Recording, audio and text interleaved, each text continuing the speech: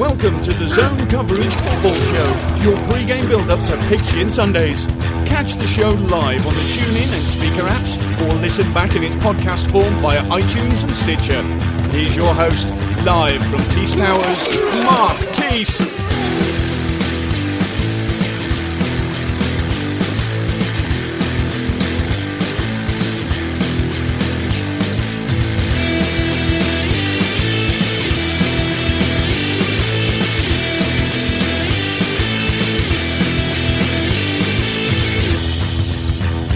The show is now sponsored by DynastySportsEmpire.com, your number one resource for all your Dynasty sports needs. Whether it's MMA, baseball, basketball, NHL, DynastySportsEmpire.com has you covered. So head over to DynastySportsEmpire.com and sign up today.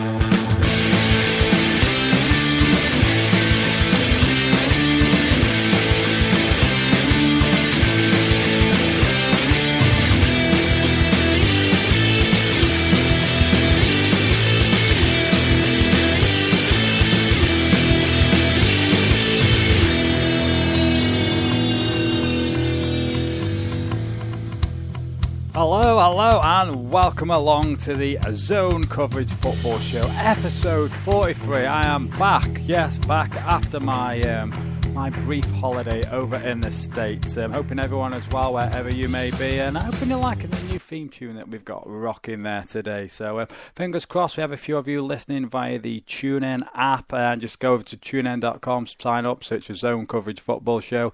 The same applies to Spreaker as well, so if you head over to Spreaker.com, search for the show there, sign up, it's all free.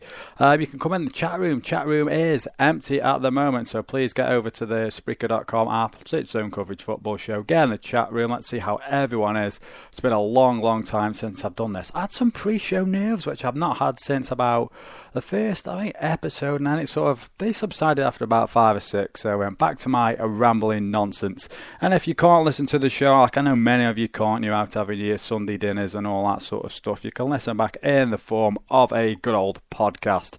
Again, you can find those over at Stitcher, iTunes, and while you're there, just give us a little rating. That'd be very much appreciated. Some stuff there. You can also connect with the show via Twitter at Zone Coverage FS. We do have a Facebook page, Google Plus as well. We are now on there, and we also have a YouTube channel, which I didn't know about, but apparently the show, as it's also converted into a podcast, it is on YouTube. So for some bizarre reason you wanted to listen to the show on YouTube, head over to there, just search again for Zone Coverage Football Show. That would be very much appreciated. Right then, what else have we got going on today for you? We've got plenty going on. There's not a lot of news. It is that sort of dead period in the middle of the season. So what the best idea in the world is, there's no NFL news hardly. Let's bring back the live shows. Fantastic idea, my end. I'm sure you'd all agree there. So right then, where have I been? I was off on my travels. We went over to the States. Had a fantastic time. Managed to we road tripped from Atlanta down to New Orleans. Managed to get a few pictures of the stadiums along the way. I'd just say one thing: I said I'd never go back to places like New York and stuff like that. It's too hectic. The people of the South and the food was fantastic. Absolutely love the place. So if you ever get a chance to go that neck of the woods, please do. It's unreal. Even just for the deep fried green tomatoes. I don't even like tomatoes, but I found myself eating deep fried green tomatoes, catfish as well. Never tried that before. Fantastic. The people of the South, by far, some of the best people I've ever met in my entire life. So we had a fantastic time. It was the wife's birthday while we were away as well. So everyone in the States just made the trip absolutely amazing. So less about my fun time in the States. I imagine there's a few of you off on your travels now, so safe journey wherever you guys may be going. We're going to jump in on Twitter, check what's going on there before I tell you what's coming up on today's show. Will Davies, not only a hat rack on Twitter, back on the ball he is. He says, welcome back. I suppose the return of the show means that football is right around the corner. We're 10 weeks away. 10 weeks away from the return of Pigskin. And great to have you back talking. Oh, John Bradshaw as well. Awesome. John says it's a bloody long off-season. I agree with you there, John. It has been forever and ever. Right, the phone lines are going to be open in the latter half of the show, if I'm honest. I was fortunate enough this week to catch up with Ray Chan from Bolt Talk. So any Chargers fans, well, not just Chargers fans, I was intrigued by this whole LA franchise, and I've been getting like various bits of reports like you guys have as well. I don't really know what's going on. There's this, that, and that. So I thought, why not go to the source? So I dropped Ray a message over at bolttalk.com. He was kind enough to come on the show. He did a pre-record Friday morning after I finished work. So if the audio does sound a bit quiet, it was 5:30 in the morning. I was whispering into the microphone as the wife was in bed in the next room, just to peel back the curtain there for you. So we discussed like the what's happening basically with the city, moving and so on and so on, and we touched on tight end Antonio Gates' suspension and a bit of Chargers talk as well. So I'm going to drop you that sort of interview in a moment. Then we're going to go through the little bit of news, basically suspensions. Each stupid season, it's quiet. So every player in the end, well, not every player, that's a strong word there, but no, not every player. The minority, that's the word I'm searching for. The minority of players have just going off, going wild, doing stupid things, getting arrested, getting suspended. So the news is basically about them. Wicked Words is going to return. So a few quotes that I found of interest as always. This is what you can do. Fan versus fan. If you are a new listener to the show, well, welcome aboard. But fan versus fan, I have two fans, obviously, pitting their wits against each other. I need people to register for that. So if you want to be part of the show, you want to come on and take part in fan versus fan, you have two requirements basically: just Skype and it being free on a Sunday around about 3:30 to 5 o'clock. And with 3:30, a few weeks ago, we did change the time from 3:30 to 5 p.m. going forward. It gives me the opportunity to get a few of that audience that the Premier League kicks off, don't they, the 4 o'clock game. So I'm trying to grab a bit of that audience, 3:30 onwards, hopefully capture their attention, help spread the word about the show a little bit more. It gives me a chance to knock off early and do what I've got to do. Or if we do run after 5 o'clock and it becomes 5:30, I've still got a bit of time before the games come on TV there. So we're just generating a bit of leeway with the show and hopefully creating some more... What's the word I'm after? See, I'm rusty at this. I'm just after some more lessons and stuff. You know, we're spreading the word. That's what we're trying to do. Oh, you've not missed me, have you? I can tell. Anyway, right then, we will get into all that in a moment. What else do I want you to do? Yeah, we've done Facebook, Twitter, and all that sort of stuff. So the chat room's empty at the moment. So if anyone wants to come on over to the chat room, Spreaker.com, just head on over and get in there. Be nice to have a catch up with you guys. I do hope that everything's working. I've got a new setup, so if any technical problems sort of go away, which they might do. I've been double checking everything. The wife's been an absolute star. She run through all the tests through me with me last week, so that was good, her part, and it sounded okay. So we'll see how it goes.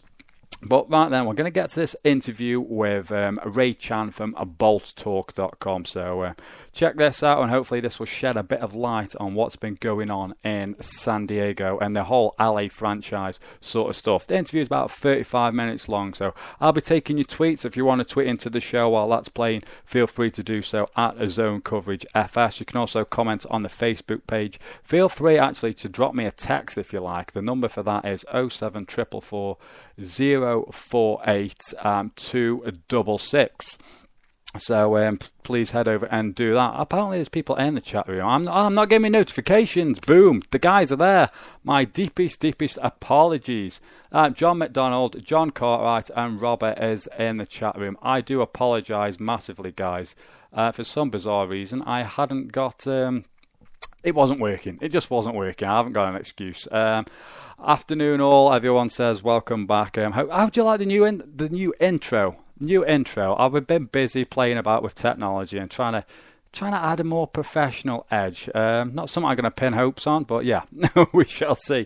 So for the time being, let's sit back and enjoy this fantastic interview with Ray Chan from bolttalk.com.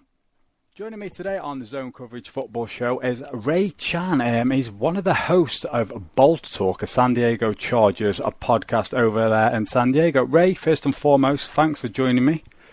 Thank you very much for having me on the show. No, it's an absolute pleasure. Like we said a little before we get started with all this, just give me a brief introduction of yourself. Some of the listeners over this side of the pond might be unaware of Bolts Talk, and shame on them for not knowing about your great podcast. So just give us a little bit of a lowdown, bit of history about yourself, about the show, and what goes on, basically. Absolutely. We're a weekly podcast for the San Diego Chargers. Proud to say the very first and longest running San Diego Chargers fan podcast started back in 2005. And, we've been doing it ever since, every single season. We have a website with the forums and it's kind of evolved here, Mark, over the last 10 years. But it basically takes a life of its own. I mean, it's totally community ran, and we do the show for free, and we do it because we're dedicated fans to the San Diego Chargers. And when I first started doing the show alone, it was something that really was an outlet for me as a Charger fan. Instead of having to call into a radio show, I can just kind of share my thoughts and then hopefully get some opinions of other fans. And really just wanted to create a platform for San Diego Charger fans to kind of just vocalize without being censored, without radios cutting them off or anything like that, about the Chargers. And it was fun because 2005 was the last year for the Drew Brees-led San Diego Chargers, and then all of a sudden 2006 came around with that record-breaking San Diego Charger team that went 14-2, LaDainian Tomlinson breaking the touchdown rushing record, and Phillip Rivers' first year as the starting quarterback for the Chargers. So it's been a bumpy ride, up and downs, but it's been fun, sad. But we're still waiting for that day, Mark, when the Chargers will break through and get that Super Bowl trophy. Yeah, full disclosure, I should have said this before we jumped into it. I'm a Jets fan, so I've been waiting for that day myself. And like yourself, I would imagine LT, he has a special place in my heart as well. One of my favourite players I watched when I got into the NFL, if I'm honest. Oh, absolutely. I mean, you guys took it to us twice there in the playoff. I wasn't going to go there that early. Oh, my God. I cannot forget 2009, and then prior to that, Nate Kading's wide right, Yes. So, sorry, but yes, let's move on to brighter future, hopefully. Right then, we'll touch on the football side of things as we go. But the main reason I wanted to get you on the show is a lot of we get a fair good share of NFL talk and the websites and stuff over in the UK, but I'm seeing conflicting reports regarding with that whole LA situation. From what I'm reading, I understand it's gathering a lot of steam. The commissioner and the league owners, they want a team in LA, might be one, might be two. We've got the Rams in the mix, the Raiders and the Chargers. What is going on for the Chargers side of things, and what's the process? And after that, sort of, how do you feel about the whole situation? Absolutely. I mean, this has been a quest for the San Diego Chargers and that organization of theirs for the last 12, 13 seasons now. They've been looking for a new stadium. They started off simply by wanting to reuse the same spot out in Mission Valley. They were willing to renovate the entire area, build a stadium themselves. It was $400 million at the time, and all the city needed to do was hand over the land, and they met that with a lot of resistance. A lot of politicians here locally didn't feel like it was right to give that land away for free, and so the Chargers, again, over the years came up with multiple proposals, always being shot down because just the leadership in the city wasn't there. And all of a sudden, come 2014, all of a sudden, we got the Rams looking to build a stadium, or at least the owner of the Rams looking to build a stadium in the LA area.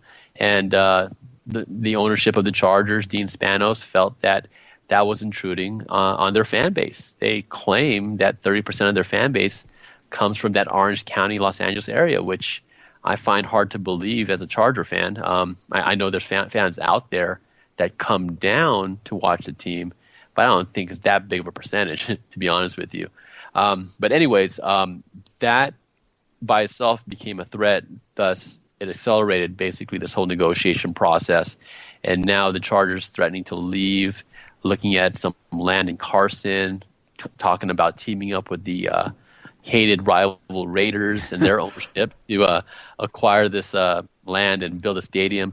I mean, really, that's I kind of consolidated things and condensed things pretty quick there, but it's led to this urgency, and this is what you're hearing in the media right now about the Chargers threatening to move, needing to move, wanting to move, and fighting back against the city, against whatever proposals they came out with recently here. But when you look at the whole grand scheme of things, it's just a lot of posturing, in my opinion. Obviously, the Chargers don't want two teams in LA and then them being down here in San Diego. They feel like if there's a team that's going to move to Los Angeles, they should be the first team there. But really, the Rams, looking at that place to move to is really what started this whole process here. It's a good thing in a way because now the city has stepped up. They've put together a task force to come up with an initial proposal, which happens to be on the same site. So they would build adjacent to the current stadium. All right. It's just a starting point. And so, what you hear in the news right now is, hey, the Chargers hate that. It's not good enough. They're asking for more, and then you hear about Carson putting on parades and announcing that, yes, they have the money and they have the money to build a stadium without any taxes, without taxing the people out there, and the Chargers wouldn't have to put up as much money. A lot of that stuff is just for leverage, in regards to the Chargers and what they're trying to do in San Diego. The ultimate goal is to get this stadium built in downtown San Diego, right next to the Padres baseball ballpark, which is Petco Park. It makes the most sense, Mark, and because one, it's going to probably make everybody the most money, and it's also an area that has some infrastructure already in place. There's already developments surrounding that area, so you wouldn't have to build a stadium in Mission Valley, and then all of a sudden have to build around that stadium, whatever it is, hotels, stores, things like that. So the Spanoses want to go to downtown. The city, on the other hand, are saying, well, that's not doable right now. We can't do that. It's going to cost too much. We're going to have to take down a couple of businesses in the area. And more importantly, all the hotels in the area are not willing to give that up. And especially the convention center that's right smack down in the Gaslamp area.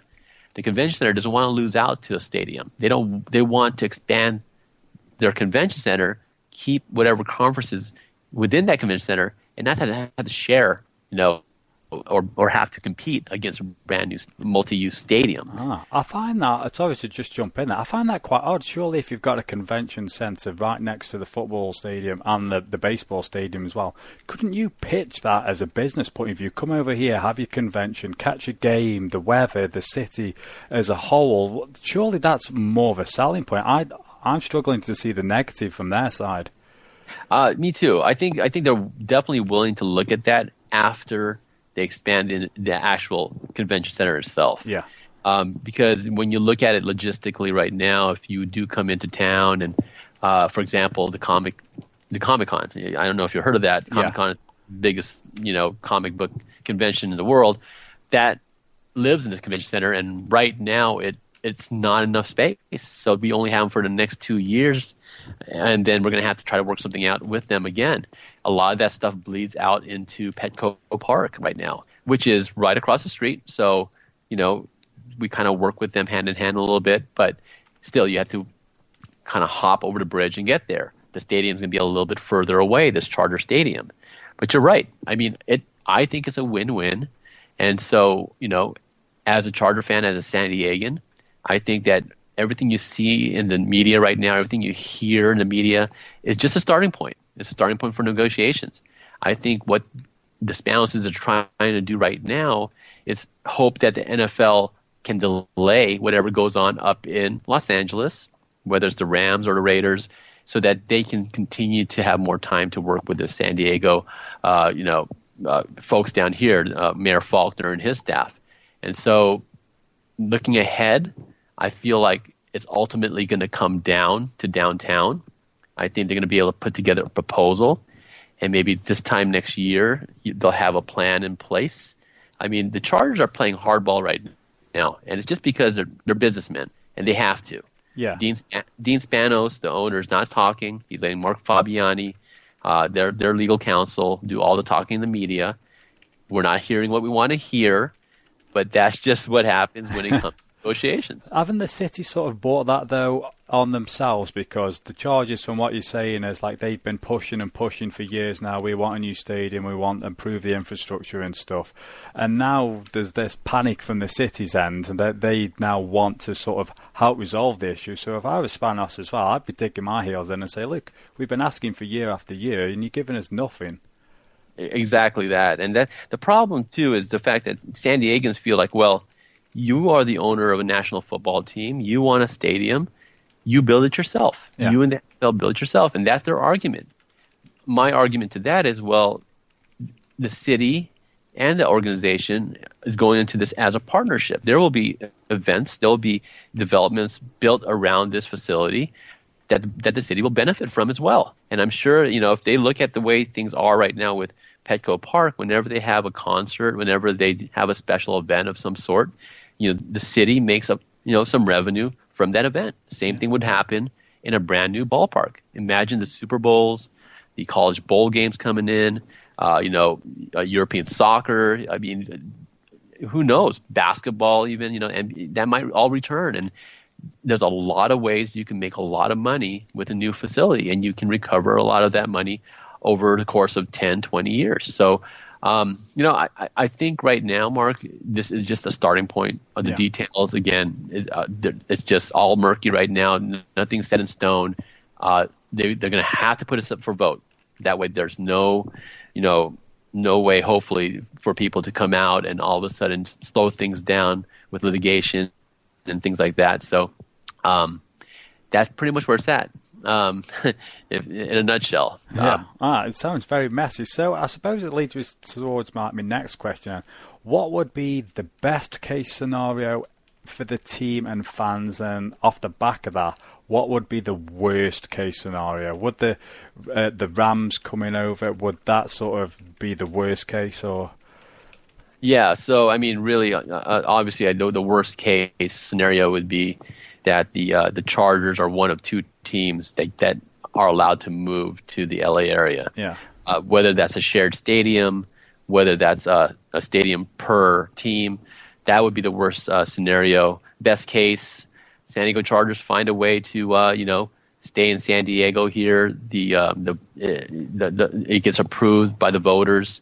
They come up with a deal that basically doesn't require a whole lot of taxpayer money. I think what's fair to me as a fan is it's a three-way split: San Diego Chargers, NFL, and then the city. And then obviously the city would be able to recover some of those monies back over the next couple of years by basically either selling PSLs or through special events and special just other non-football type events. And then the Chargers build a stadium in downtown where you're going to have a art stadium right next to the bay, and it's going to be a great skyline, I can tell you that, in San Diego. And then the Chargers are here to stay for the next 50 years again. But looking at the Chargers and just talking about the LA scenario, what I want to remind folks that are wondering about this ownership is that the Chargers, I feel, and their owners, the Spanos, don't want to leave. They love San Diego. And as much as the team would be worth more in the LA market, it would still be worth more here in San Diego as well when you get a new stadium. And they're rooted here, especially John and A.G. Spanos, the sons that have been given day-to-day control of the team. This is where they grew up. This is where their families are at. There's quality of life here. And I can tell you from the people that I know up in the Los Angeles area, sports up there it's tough going. Living up there is tough going because you are stuck in that LA traffic for hours and hours and hours, and they're going to miss San Diego. Yeah. So they're going to find every single way to stay here. Yeah, I've been to LA, and I can vouch for that traffic. I've never been so scared in all my life. You pull onto the freeway, as you call it, and there's like 7 lanes of traffic each side, and I was like, what the hell is going on here? I mean, you're half a day's commuting to work, basically. Yeah, imagine that 7 lanes of traffic after a painful defeat. No, thank you. Oh, it's not for me. And more importantly, Mark, even though the Chargers started out in Los Angeles back in the 60s, they do not have a fan base up there that's big enough, in my opinion, to compete against another team like the Rams, for example. On top of that, the Spanoses are not going to want to share a stadium if that comes down to that, with the Rams, especially with Kroenke building the stadium. They're going to have first dibs on everything. They're going to have first dibs on sponsorship deals, and the second tenant is not going to get the same kind of revenue from that. So that's why it's important for the Chargers to try to push for this Carson Stadium, while having the Raiders come in as their second tenant to help them pay for it. They get all the first dibs, naming rights for the stadium and all that good stuff, So again, it's just leverage, I think, for the Chargers to use to negotiate with this this city here in San Diego. So, what sort of timescale are we looking at for this to be resolved? Because I know there's a league meeting coming up. Is it August before the season kicks off, or before Christmas? It's one or the other. When is all this going to get discussed, and when will we definitely have a decision with like a sort of time frame? Have you heard anything along those lines? Yeah, well, I haven't heard anything specifically, but definitely that meeting in August is going to be key. I think you're going to have a better picture of what intention the NFL has as far as the 2016 season and the LA market. Will they have a team up there? Some of the reports we heard recently is that the NFL is talking to existing venues up in Los Angeles, whether it's the Rose Bowl, whether it's Dodger Stadium, that can temporarily house a football team as a new stadium is being built. It's still all in the preliminary stages out there. Here in San Diego, it is what it is. It's a city that has a stadium right now. The team still lives here. So Los Angeles is farther behind than St. Louis, Oakland, and San Diego as far as building the stadium. Up in Inglewood, I hear that they are making progress with the stadium. Kroenke's still going to build it, but nothing's been approved, and that stadium belongs, if anything, to the Rams. They're going to be the first ones allowed to go there, if anything at all. So there's still a lot of steps in putting together a stadium, and keep this in mind, Mark. Before Levi Stadium came online last year, there was no stadiums being built in California. It takes decades to get that passed in California.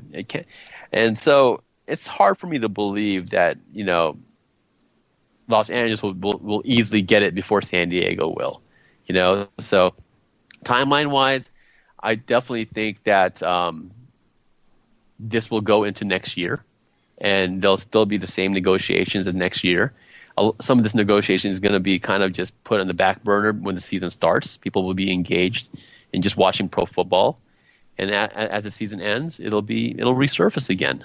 So will it get on the ballot this year? I don't think so. Not now. They're gonna try to do it. They're gonna try to do these environmental tests here in San Diego, but I honestly don't think it's gonna go on the ballot. At least not this year.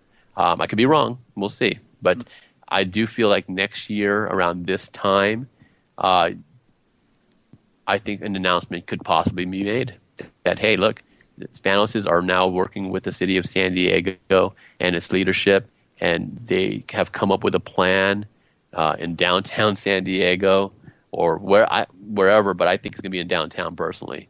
And this is what the renderings look like, and this is the plan, and it's going to be built in the next 3 years while they play in Qualcomm. I do hope that the stadium does get sorted in downtown San Diego. For me, you've sold that to me, so I hope that it stays local and there's no travelling 2 hours up the road and to LA and all that traffic. I don't wish that upon anyone. Absolutely. I mean, I'm sure you'd rather fly into San Diego's Lindbergh Field and watch a football game than LAX and hope to get there by the fourth quarter, right? Yeah. Yes, exactly.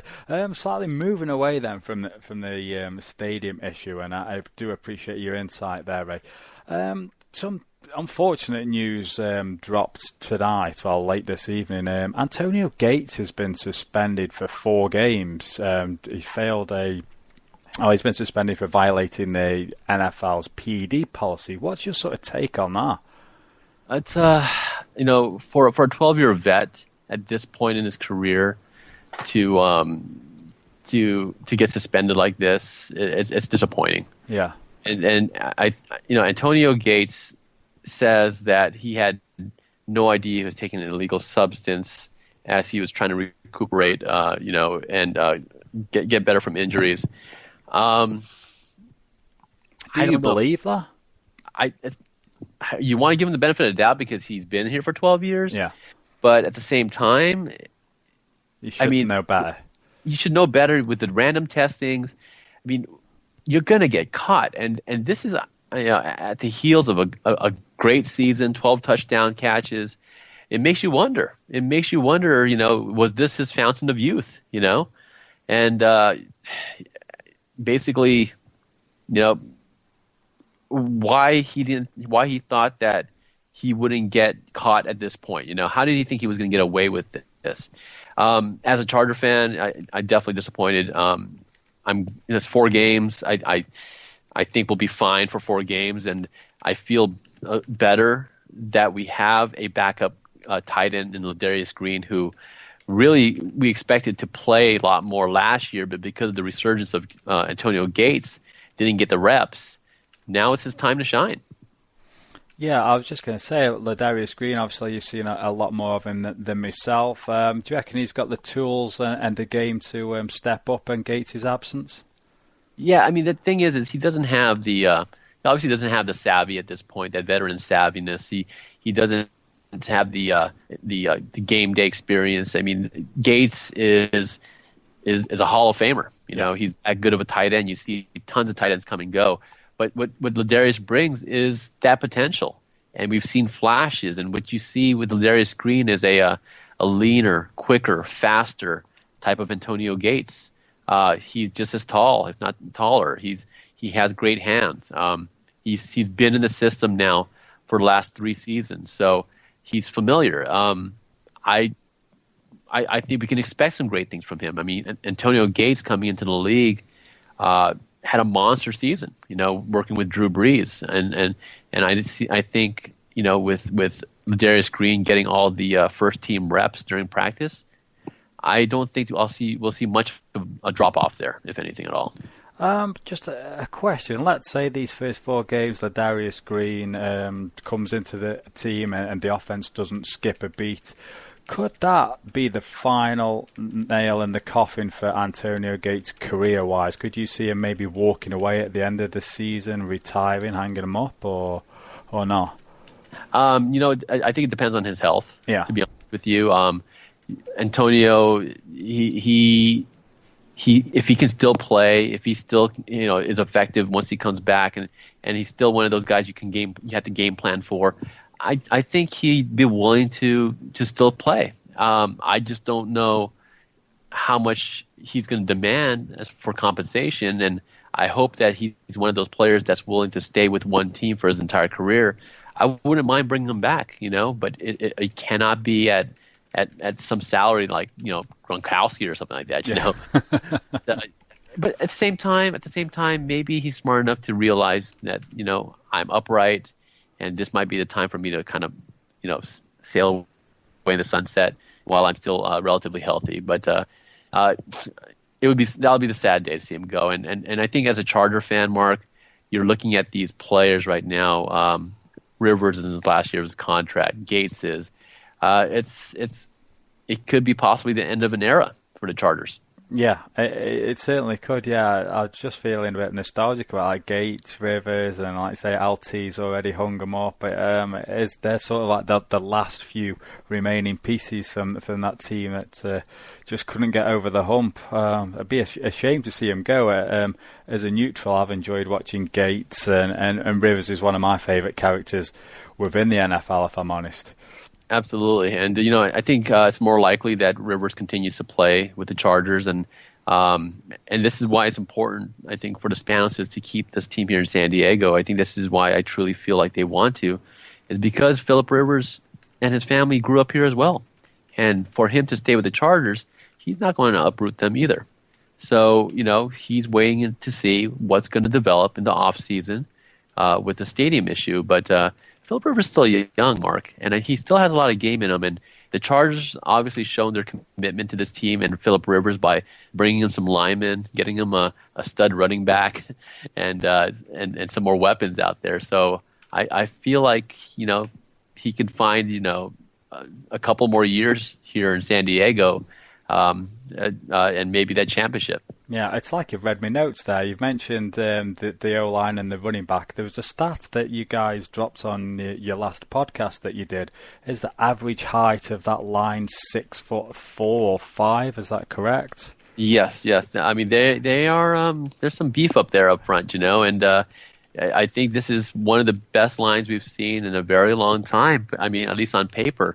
The biggest question mark for me is, looking at Chris Watt there at center. It's going to be his first season taking over for Nick Hardwick, and it's his job to lose at this point. But, definitely having a running game again, a running back that can be effective, who's durable, can push the pile, is just going to open up that passing game even more. And I liked, Mike McCoy's system, which is basically, 3 steps and get the ball out of your hands. It's a quicker read offense, and Phillips is not going to have to stand back there for 6 to 10 seconds like Norv used to have him do.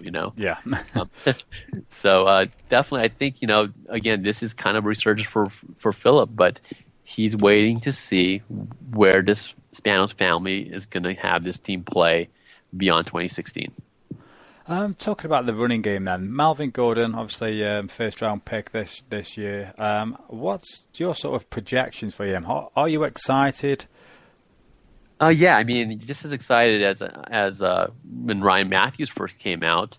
I think the biggest difference between the two guys is, Melvin Gordon doesn't have the history of injury, and he's been durable, and he's played for a Wisconsin team that basically was one-dimensional and ran the ball between the tackles. And this guy arguably was the best running back coming out of the draft. Lucky to land in the Chargers' laps, and this is what we needed. We were willing to just part ways with Ryan Matthews, and this is the one aspect of our offense over the last 2 seasons that fizzled out towards the end of the seasons. I mean, had we had a running game, when we went to the playoffs and played Denver, who knows what would happen then? And last year, with the loss of Danny Woodhead and Ryan Matthews, we struggled. So now you get a legitimate game breaker out there, a threat, and now they're starting to crowd the line. They're starting to play, 8-man in the box, and now all of a sudden you got your Ladarius Greens out there, your Antonio Gates, got your Keenan Allens out there one-on-one, just beating their man and opening up the passing game again. We are a few years removed now from the great LT's retirement, but do you think there was a lot of pressure on Ryan Matthews when he come out, and now that we are further down the line, that there won't be as much pressure on Melvin Gordon to be the next LT, so to say? Absolutely. And I kind of mentioned that a couple of shows back, that it's quite a different mentality. Now, I think physically, they're 2 different running backs, and Ryan Matthews had a tendency to fumble the ball, whereas Melvin Gordon has carried the ball far more times, and he does not drop the ball, and he's a better pass blocker than Ryan Matthews was coming out of college. But yeah, definitely, I think he can come into this offense and just kind of let his natural talents take over, and not have to worry about matching up to a Hall of Fame running back. I mean, the one thing with Ryan Matthews coming out, Mark, is just basically the stories about how he idolized LT and wanted to play for San Diego, and there's just so much connections there with LT. And so, yeah, it was tough for him to come out here and try to meet up to those expectations. And he showed flashes. He really, really did. But he just was a China doll. And that's why I call him. And the guy was just brittle. Yeah, I think he made a lot of fantasy owners very, very mad. Absolutely. And as a running back in the NFL, as a physical running back in the NFL, you have to find a way to get that short yardage. Yes. And he just wasn't that type of running back. It was disappointing to see. And I feel like for the first time in a while, since Michael Turner, you have a guy that can push the pile, can run between tackles, and gain you positive yards on every carry. Right then, I got a couple more questions. I'm going to say your best case scenario on the season outlook, winning record, and worst case scenario. And then finally, after that, just to round things off, one player that's under the radar that's going to sort of jump out and make the leap this year. Absolutely. Yeah, I mean, when you look at this Chargers team over the last couple of seasons with Mike McCoy, the only thing that held them back was an injury bug. Yeah. And worst case here, we get some key players go down again, and then now you're looking at basically another 9-7, 8-8 type schedule based on that. The positive about this team heading into this season is they don't have one of those tougher schedules like they did last year. That brutal stretch at the end, and this season I think they had the 14th toughest schedule if I recall. So best case, I can see this team winning 10, maybe 11 games. I think 11 games is very realistic. They're playing in an AFC West division right now that's in some sort of flux. You look at, their rival Denver Broncos, and you see already, the question marks in the team about Peyton Manning, and they lost their Pro Bowl left tackle Ryan Clady. And so all of a sudden his offensive line is shaky. You look at the Kansas City Chiefs with a quarterback that really is average at best. They got a wide receiver core that didn't catch a touchdown pass all of last season. So they're going to be kind of, I want to say, middle of the pack type team again. Pretty good defense, very good defense even. And then you see the Raiders, who are definitely up and coming, but they're young. They got a brand new football coach, brand new system. And so they got some growing pains, but definitely I think they got the quarterback of the future there in Derek Carr. So when you look at it, I feel like it still comes down to Denver and San Diego, and whichever is the healthiest of those two is going to take the division. And I think 3 years now under Mike McCoy, then you get a Mike Nolan coming in on the defensive side to help the linebackers. I think the team is much better than they were last year at this time. And you asked me about which player I think under the radar is going to step up and have a bigger year. I'm going to say it's going to be Manti Te'o. Wow. And Manti Te'o, who had some struggles being out in the field, playing that middle linebacker position. I honestly feel that he's going to take that next step under Mike Nolan as the linebacker coach out there. Very good linebacker coach, very good defensive coordinator, if anything. And he's going to step up now and kind of be that leader. Donald Butler's under the radar. Under the microscope right now. And I think this is a chance for a young Manti Te'o in his third season to become that leader of that defense and start making more plays. Wow. So worst case scenario then, you're a 500 team and Manti Te'o is going to leap out. And I think he's going to lead the team in tackles this year. That's my prediction. Wow, that's nice. I like boldness. That is bold. Manti Te'o leading the team. Absolutely. You didn't ask me about Eric Weddle, but I think he's going to play his heart out. As a Charger, in this possibly his last season right now, he too is going to play really hard out there. He'll still be the leader of that secondary, if not the entire defense, but he'll have another vocal leader next to him there, Manti Te'o. Yeah, I was going to say I did listen to the last show, and Eric Weddle sort of there was a lot of chat about Weddle, so I was going to steer clear and give you like a Weddle-free moment. Absolutely. Well, that guy has been kind of the heart and soul of the defense, and I give him all the props for everything he's done for the Chargers.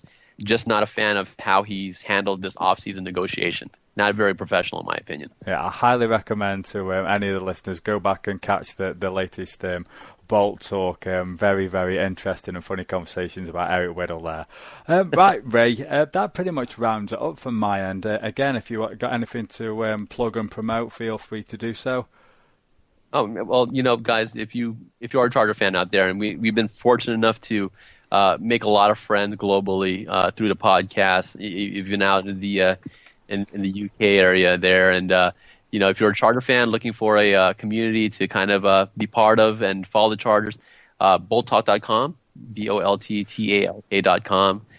We have a nice discussion forum on that website, as well as the podcast.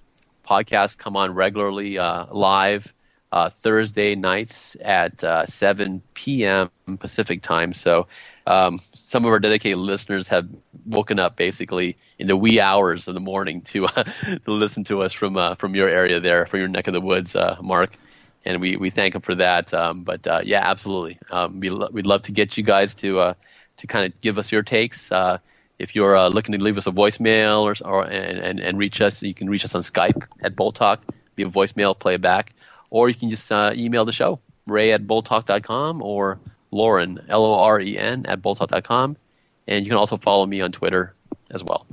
Excellent stuff, Ray. So, bolttalk.com. Get over to there. Excellent stuff, Ray. Really, really, really appreciate the time there. Thanks so much for coming on.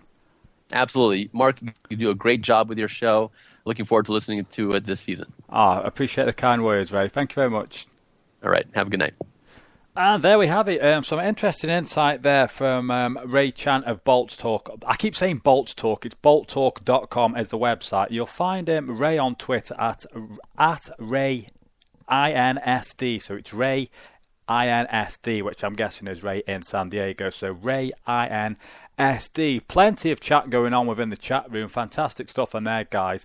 My stupid fat fingers didn't get the chat room working earlier, so apologies. There were people in there. We've now stumbled across those. Both Johns are in there, Robert's in there, and one of my old buddies from the Crew Railroaders, Ant, is in there. So nice catching up with Ant there. Lots of talk about players. Regarding under the radar players, who do you think is going to step up this season? So if you want to join in the chat room, please head over to Spreaker.com, search for Zone Coverage Football Show, join in with the guys there, or you can tweet me at Zone Coverage FS.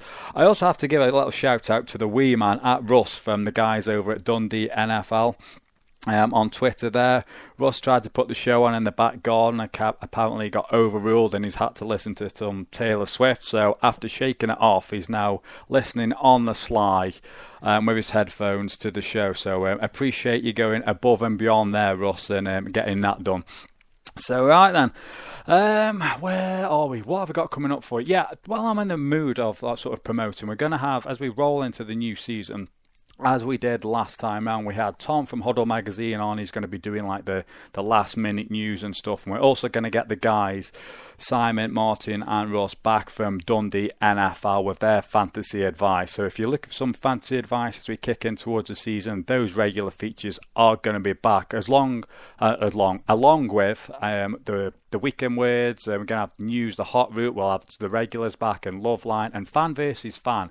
If you want to register for Fan versus Fan, drop me an email at zonecoveragefootballshow@mail.com or just tweet me, Facebook. You can find us anywhere. Just search Zone Coverage Football Show. Something will come up. Drop me a message. I'll write you down for Fan versus Fan and we'll get that going as we head in towards the season. And one last little podcast. As you know, the show is now sponsored by DynastySportsEmpire.com. One of the guys, a couple of the guys over there do another fantastic podcast. That is the Undrafted Free Agent podcast. You can find them on Twitter. That's at UDFA Podcast. And also their podcast is on iTunes and Stitcher. I believe it's about 7 or 8 episodes in fairness. So, it's a really good show. The guys have got about 10, 11, 12 years radio experience, and that shines through. It's damn good, in fairness. So please check that out. That is the UDFA podcast on Twitter, iTunes, and Stitcher. Right then, it's about time we got into some news. There's not a lot of news, but we'll sort of try and keep you updated with the just madness of what's been going on. So here's your latest news. NFL news. Right then, it's been a few weeks. We're still waiting on the news of a couple of appeals. Greg Hardy, the Cowboys defensive end, he's been waiting 30 plus days now for his appeal in regards to his 10-game suspension. There's this thing called, what is it now? Flat pigskin, saggy balls, Deflategate. That's the one, yeah. That's quiet at the moment. Everyone's screaming, thank God for that. So, yeah, we're still waiting for the news on those suspensions there. Talking of suspensions, we had a couple that came down the wire. I do believe it was possibly, it was Thursday night. Yeah, we started off with Cowboys, Rolando McClain. He's been suspended for 4 games. The first 4 games of the season, obviously without pay. Jets, Sheldon Richardson, he was suspended also 4 games, both for substance abuse policy they breached there. I have seen pictures of Sheldon Richardson. A few people asked me in the chat room my thoughts on that. Stupid his end. I'm not happy. He's a great player. But if you look at the pictures online, it's pretty damn evident that Sheldon Richardson has been enjoying 1 or 2 spliffs. So hopefully it's a one-off and we don't have a repeat of this. And as myself and Ray discussed, Chargers tight end Antonio Gates also suspended for the first 4 games of the season. That is a PD policy. We also had some sad news this past week, as well as a Lions Hall of Famer tight end Charlie Sanders passed away. He lost his prolonged battle against cancer. The 68-year-old spent his entire 10-year career with the Lions, making the Pro Bowl 7 times. So some sad news there for Lions fans, and thoughts and condolences are with Charlie Sanders' family. Moving on, the last little bit of news that I sort of picked up on just before I jumped on the show was Vikings cornerback Josh Robinson. He suffered a torn pec prior to last month's camp. But if you're Trey Waynes, the first round pick, he could find himself with even more of an opportunity to gain a starting role. They've got quite deep, aren't they, the Vikings at corner. So Trey Waynes, opportunity knocks, one last person to worry about there. And some bizarre news has also been mentioned in the chat room as well. Packers tight end Andrew Quillis, he was arrested early Saturday morning for just being a retard, basically, being an absolute idiot, discharging a firearm in a public area. Why would you do that? It's just ridiculous. Apparently this incident happened in Miami. A couple of shots were fired. No one was hurt or anything like that. His car was allegedly seen around the corner and he was trying to hide the gun in a plant pot or something like that. What are you doing? So basically the news is just about people throwing their careers down the pan. Should be a new segment, in fairness. So beyond that, there's not a lot going on. There's plenty in the chat room as well. Russell's joined the chat room. Plenty going on there. I can't read it. It's scrolling down pretty damn quick. So I'm loving everything that's going on in there. The last couple of things I've got to talk about, really, we're just going to go through the weekend words. Fantasy football. That was actually mentioned. Someone said, will I be starting up a fantasy league? I probably will do towards the end of the season, but if anyone wants to do that, then we can do that. I know, yes, that word that I used, I probably shouldn't have used to describe Andrew Quillis. He's an idiot, not what I said, so feel free to send any abuse my way. Oops. Anyway, it's first show back. I'm still warming up. Who cares? Anyway, let's get to a weekend words. Weekend words is a feature. If you're new to the show, unfamiliar with it, I've probably just lost a few listeners by saying what I said, but hey ho. It's where we grab a few quotes from around the league. Just some players have been spouting their mouth off or saying a few concerns about what's been going on. Give you a bit of insight. The first person up we have is Cowboys Darren McFadden. He's been saying about his role within the Cowboys backfield. He claims, this is exactly what he says. He says, I feel like a rookie all over again. It's great to be in Dallas. I'm looking forward to getting on the field with those guys and doing great things this year.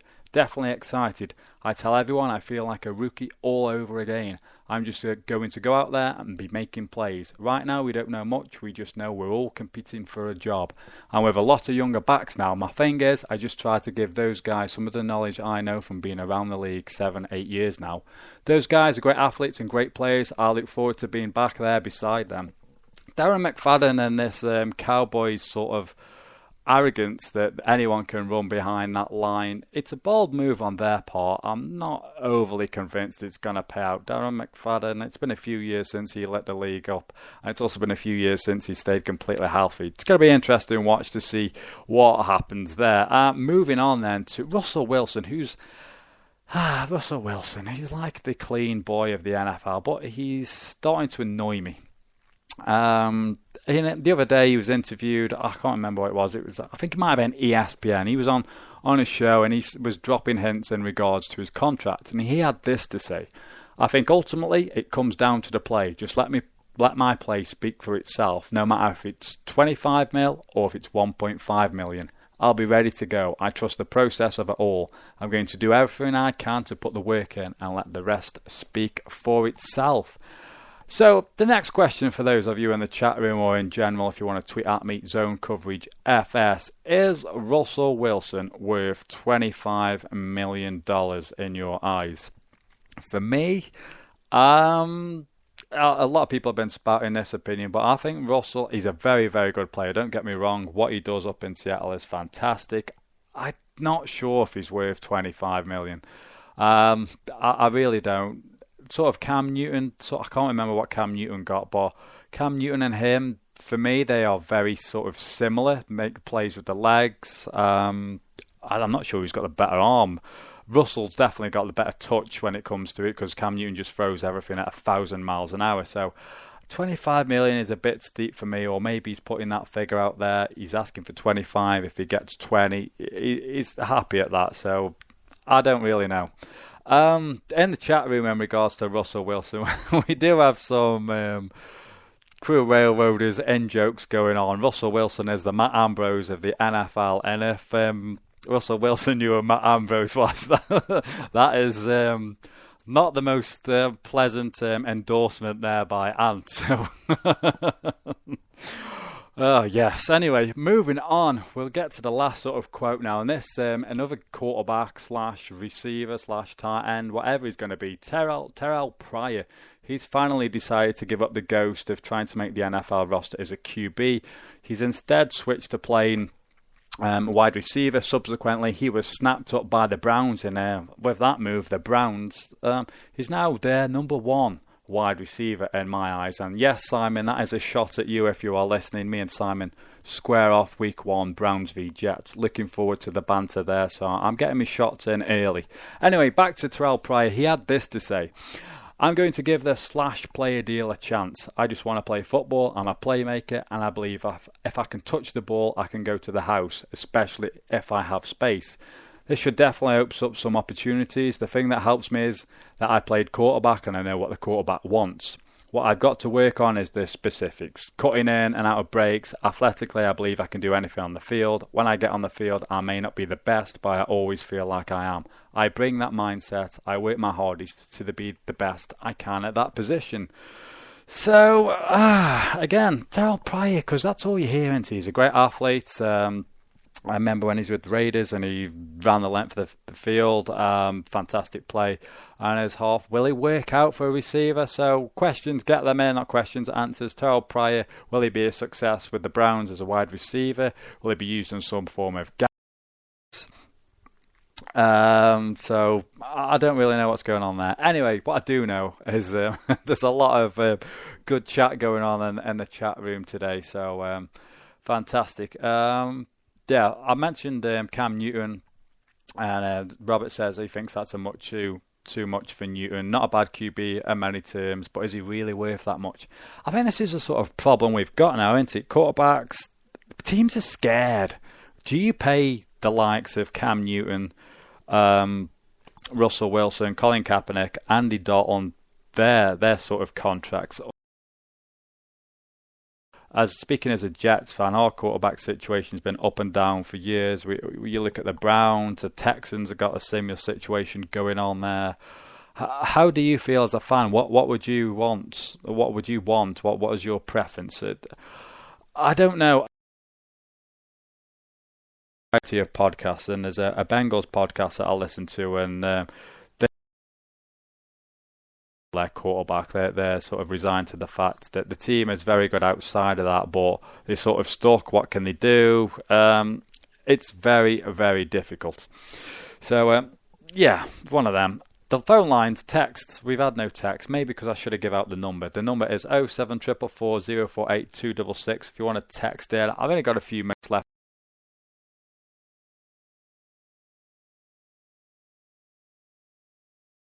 Quiet, like I said, news-wise and stuff. And for some bizarre reason, I think we might be having a few technical issues. The computer keeps sort of flashing up.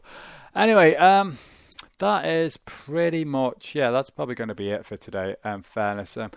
In regards to the show going forward, we're looking at possibly dropping a special next week. I've been saying for the course of a few weeks now that we've had irons in the fire in regards to getting guests on. I've been swapping emails and DM messages with a certain person from NFL.com, so I'm hoping to get them on. It's the holiday weekend, so I couldn't do that this week, but looking to do that going forward. So there may be a show next Sunday. If not, there is definitely a show the Sunday after, which is, what's the date of Sunday after next? That'll be the 19th. So without shadow of a doubt, the show will return on the 19th of July.